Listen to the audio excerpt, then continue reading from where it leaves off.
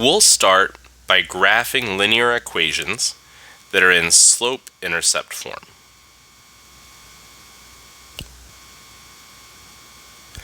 Meaning our equation looks like something of the form y equals mx plus b. The equation is solved for y, with all other terms on the right-hand side and combined to be as simple as possible.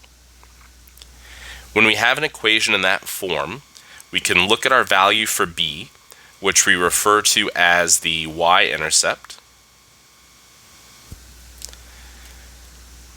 What that means is, if we take y is equal to 2/3 and plug in a 0 for x,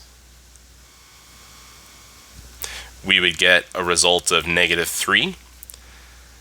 So we end up with the coordinate pair 0, -3, which is our y-intercept, the point where our line intersects with the y-axis. So if we have an equation in slope-intercept form, we can just look at that value for b and know that would be the y-coordinate for our y-intercept. The value for m is the slope of our equation, and slope is always rise over run, meaning how far we move up or down and how far we move left or right.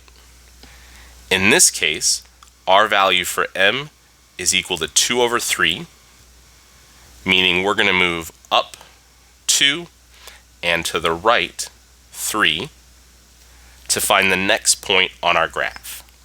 So we'll start at that y-intercept point that we already plotted. We'll move up 2 to y equals 5, and then to the right 3 to find the second point in our line. Something to note here is that we could also reverse both of those directions. We could say instead to go down 2 and to the left 3. So if we went down 2 and to the left 1, 2, 3, we would end up with a third point that would still be in this straight line pattern that we want to construct. We can connect those points to come up with a straight line that represents all of the possible solutions to our given equation.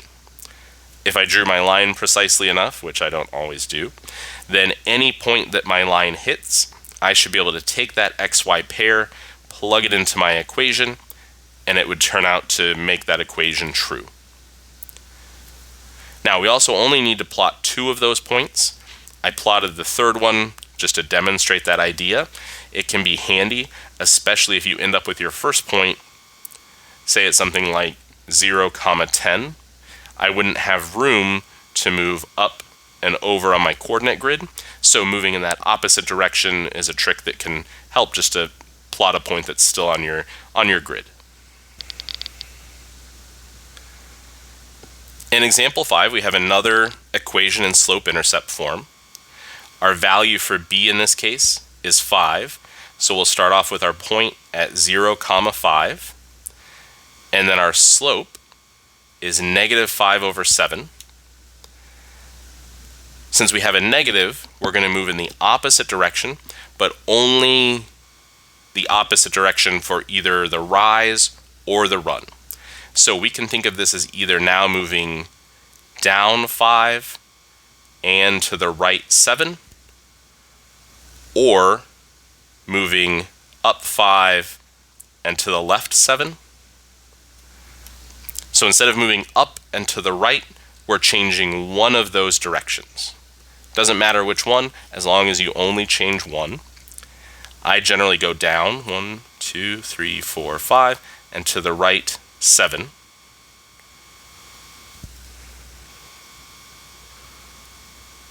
And then I can connect those 2 points to create my straight line that represents all xy pairs that are solutions to that given equation. Similarly, in example 6, Our y-intercept is 4, so we can plot that point. And our slope in this case is 3. Slope is still rise over run, so if it helps, keep in mind that we can always rewrite a whole number as a fraction by putting it over 1, which means we'll want to move up 3 and to the right 1 to find our next point.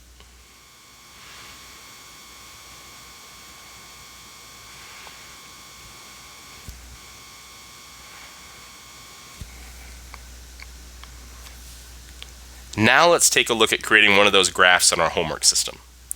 Here we want to graph the equation y equals negative 3/8 x minus 1.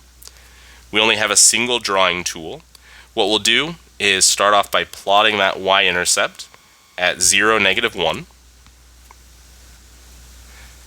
From there, we'll look at moving down 3 and to the right 8, and then click or tap to plot that second point.